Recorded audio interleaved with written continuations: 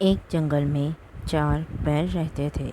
वह आपस में बहुत अच्छे मित्र थे। एक सफ़ेद, एक काला, एक भूरा और एक चितकबरा बैल था। वे हमेशा साथ साथ रहते, चरने जाते और किसी भी खतरे का मिलकर सामना करते थे। उसी जंगल में एक शेर भी रहता था।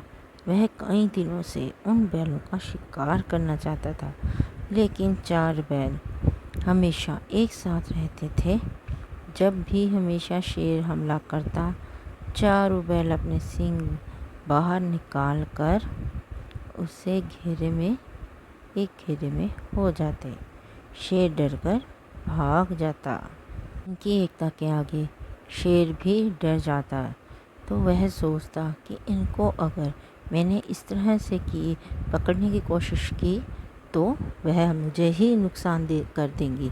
इसीलिए वह अपनी चालाकी से बैलों में झगड़ा करवाना चाहता था और वह इसके कई प्रयास कर चुका था। लेकिन एक दिन जब शेर ने उस पर हमला किया बैलों पर, तो बैलों ने डटकर सामना किया।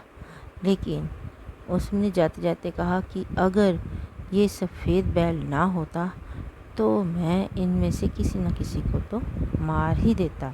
जिस पर सफ़ेद बैल घमंड में आ जाता है और वह कहता है कि मेरे कारण ही तुम सब बच गए। जिससे बाकी जो बैल हैं वह उससे नाराज़ हो जाते हैं कि वह सिर्फ अपने आप को ही सबसे सर्वश्रेष्ठ मान रहा है। इसीलिए सभी सफ़ेद जो बैल होता है उससे नाराज़ हो जाते हैं और सफ़ेद बैल को बहुत ज़्यादा दुख होता है कि सभी उसको छोड़कर चले गए। वो तीनों बैल इकट्ठे हो जाते हैं, लेकिन सफ़ेद बैल अकेला रह जाता है और वह एक दिन अकेला ही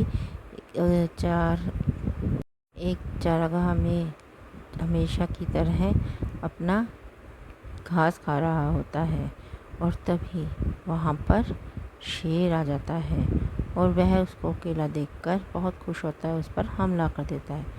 वहीं उस पर उसकी आवाज़ सुनकर 3 और बैल आ जाते हैं जो उसकी रक्षा करते हैं। लेकिन वह उसके दोस्त नहीं होते, लेकिन वह उसको बचा लेते हैं।